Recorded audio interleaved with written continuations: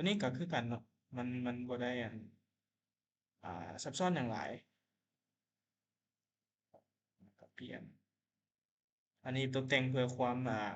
งามเบิ่งสบายตาแต่ว่าเวลาที่เราพอร์ตหรือว่าพิมพ์ออกมาก็ใช้สีดำก็เอาเนาะก็บ่ได้มีหยังโอเคตัวนี้เขาจะมาอ่านนำหลังเนาะผมจะเปลี่ยนชื่อตัวนี้ก่อนแบรนด์ดีเทลเนาะจุดตัวนี้ก็คือการเพิ่มชื่อตัวนี้แหละเพิ่มชื่อตัวนี้ให้ว่าให้ใส่เป็นหยังแต่ว่าในจุดนี้ก็คือเพิ่มเส้นเพิ่มอาคารต่างๆเข้ามาในนี้เข้ามานี่เดี๋ยวเข้ามาดีไซน์รีวิวเนาะง่ายสุด format ปั๊บไว้ simplex ลงชุด Arial Nero Arial Nero โอเคปั๊บ Layer None ครับชิปเต็มโอเค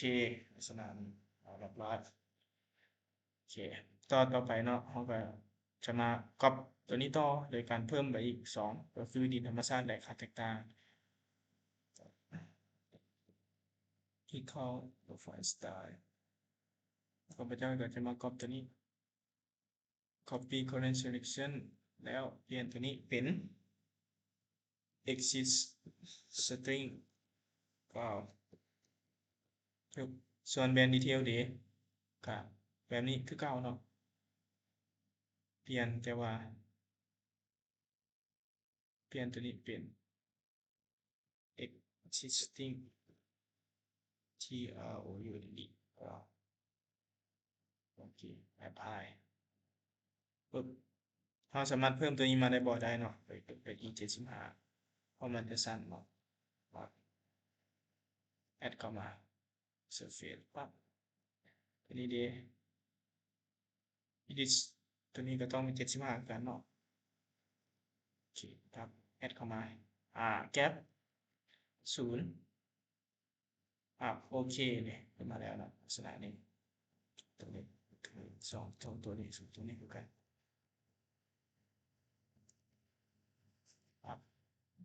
70 75นะตัวนี้โอเคตัวนี้ดี70โอเค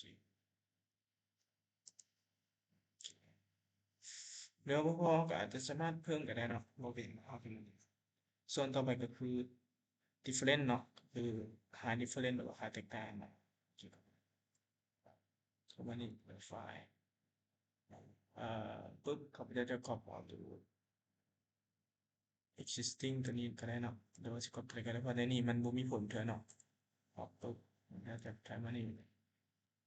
เป็น high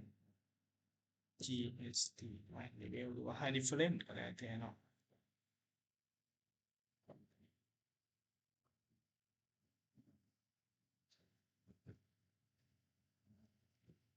X โอเคแอดเข้ามาเนาะแอดเข้ามาแกป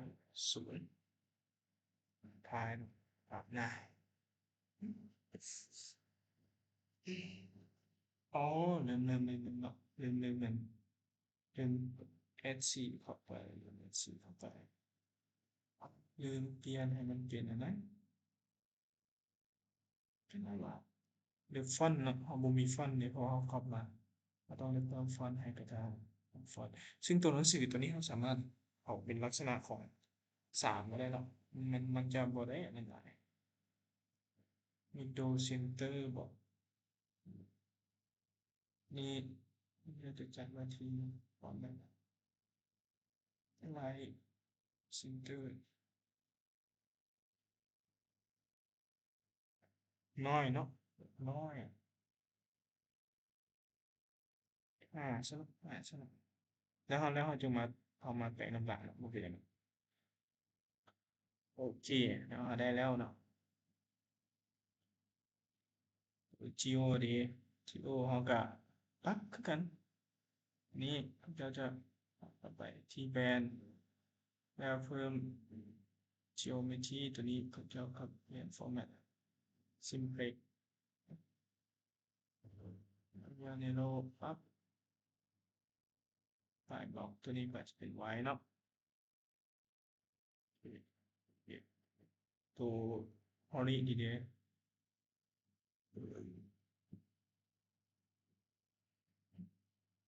ตัวนี้ก็จะเป็นสีนี้เนาะครับ listen to ด้วยกันเนาะสิ่งแพ็กเปลี่ยนเนาะซึ่งถ้าหากว่าเรามีเทมเพลตมันก็อาจจะไวกว่านี้เนาะบ่ได้มาเสียเวลาในการตั้งค่าพวกแบรนด์อิหยังต่างๆหรือว่าสไตล์แต่ถ้าเราอยากตั้งก็ได้เนาะเป็นของเราเองก็ถือว่าเป็นแบบสไตล์ของเราเองเนาะบ่ได้มีข้อกำหนดตายตัวเออ alarm errors โอเคเนาะเนาะ apply ไปก่อนนะโอเคโอเคโอเคลักษณะนี้โอเคตัวนี้โอ้ยเนาะมันจะอืดหน่อยนึงเนาะเพราะว่าหนักเกิน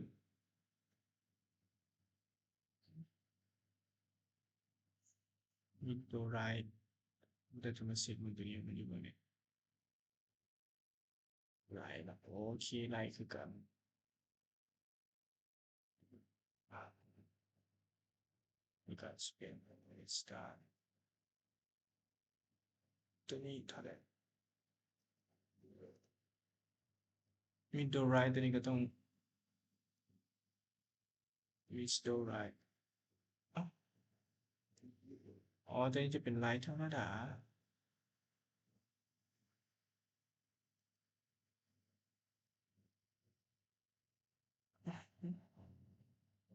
มันเนาะเขาจึงมา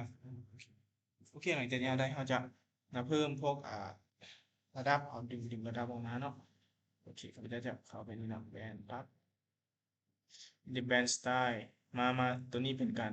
เพิ่มชื่อให้แบรนด์เนาะเรื่องของตัวนี้ Title Text แต่ว่าตัว Label and Trick ตัวนี้จะเป็น Compose ตัวนี้เขาจะเอาเนาะเขาจะออกเส้นตัวนี้จะออก page 3เนาะ Let's ตัวนี้ Profile Elevation 1เนาะตัวนี้มันยังจะเป็นProfile Elevation Profile 1 Elevation มีนัด Profile 2เนาะตัวนี้มันจะเขาจะออกเนาะตัวนี้มันจะเป็น Profile 1แอดเข้าไปฟอร์แมตก็คือเส้นแผ่นกลาง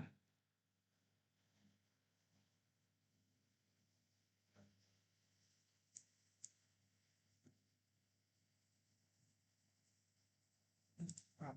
คิดนะสีเดก็คือสีที่เราที่เราตั้งกันไว้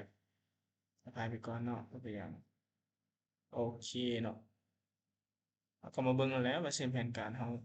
16เท่าใดเนาะ1970ไทโบเนาะโอเคส่วนตัวนี้เด้คือกันเนาะแอนสไตล์ตัวนี้บ่มีเนาะ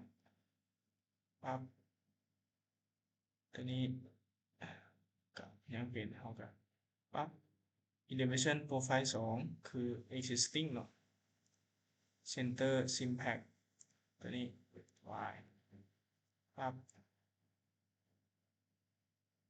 คือเก่าเนาะบ่ได้มีหยังโอเค profile 2โอเคตัวตัวนี้มันยังจะเป็นอันนั้นพอมันบ่มีอันนั้นนี่พอมันยังเป็นธรรมชาติอยู่เนาะปั๊บค่าแตกต่าง band style top ปึ๊บ apply บ่มีเนาะปึ๊บ text ตัวนี้ถูกบ่โปรไฟล์1กับโปรไฟล์2โอเคถูกเอาเลยเนาะ simple อะไรเนโรโอเคผ่านครับโอเคยังเป็น00อยู่เราจะมาใส่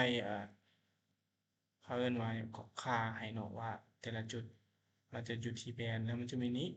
โปรไฟล์1คือ FG เนาะ G G เนาะโปรไฟล์2นี่คือดินธรรมชาติ Apply เนี่ยมันจะเป็นลักษณะนี้ให้เราเนาะเราก็สามารถเห็นได้เลยเนาะนี่ไฟล์1C9 เนาะต่างกันเท่าใดเส้นตัวนี้ต่างกันเท่าใดตัดเท่าใดเนาะ ซึ่งในนี่มันบ่ถูกเนาะเพราะมันจะเป็นคัด คัดเฉพาะคัดมันจะบ่มีฟีลมาเพราะฉะนั้นเราจะเรียงให้มัน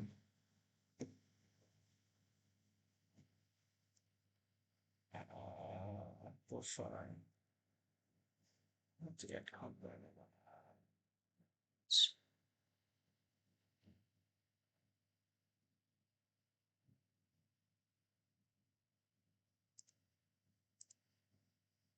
แอดตัวนี้เข้ามาบ่เนาะ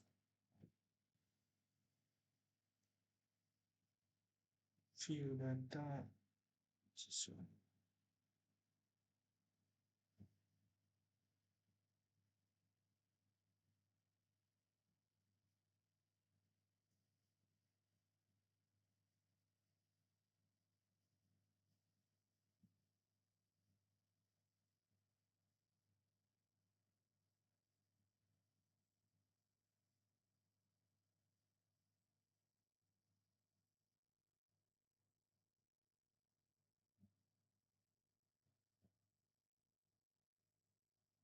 จะเช็คมันบ่ล่ะโปรไฟล์2ลบโปรไฟล์1 inversion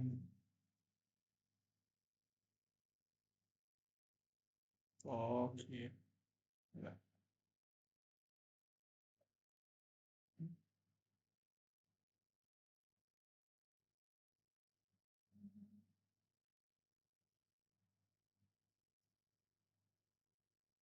ก็ enter ประมาณ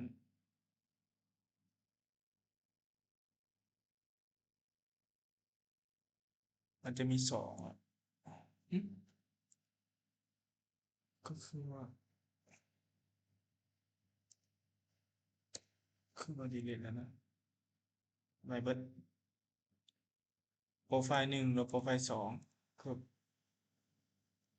โปรไฟล์2ลบโปรไฟล์1โอเคไปปั๊บโอเคจะมีทั้งตัดและถมเนาะอยู่นี่เนาะอยู่นำกันเนาะโอ้ผิดเดะนี่ตัดแล้วแบบหนึ่งมีแบนสไตล์ลืมเบิ่งตัวเลขอันนี้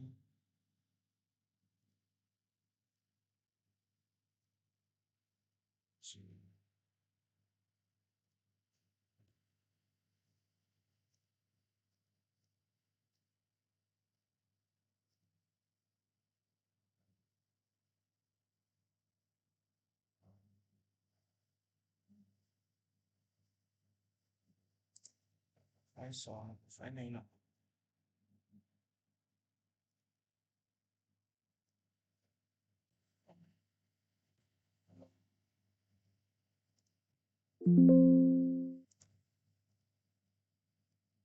โอเคเนาะจะเป็นโปรไฟล์2โปรไฟล์1โอเคเนาะ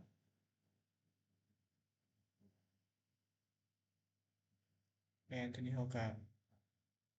เอาออกไปเนาะเอ00ตัวนี้เก่าเนาะบวกขึ้นตัวนี้ขุดลง33เซนขุดลงอะไรตัวนี้ขุดลงตัวนี้บวกขึ้นโอเคได้เนาะ high reference ก็จะเป็นลักษณะนี้เนาะเป็นสไตล์ของเขาในการเริ่มต้นเนาะในการเพิ่มเอามาเนาะกับอ่าซ้ำนี้เนาะอ่าจะเป็นนันการแนะนำคร่าวๆให้ทุกคนได้ไปลองเรียนลองใช้เนาะค่อยๆมันฝึกไปเนาะแต่ละอันมันก็บ่ได้ยากค่อยๆเรียนรู้นำหลายๆอาจารย์หลายๆคนมาบวกผนวกเข้าหากันมันก็จะเป็นสไตล์ของไผเราเนาะขอบใจ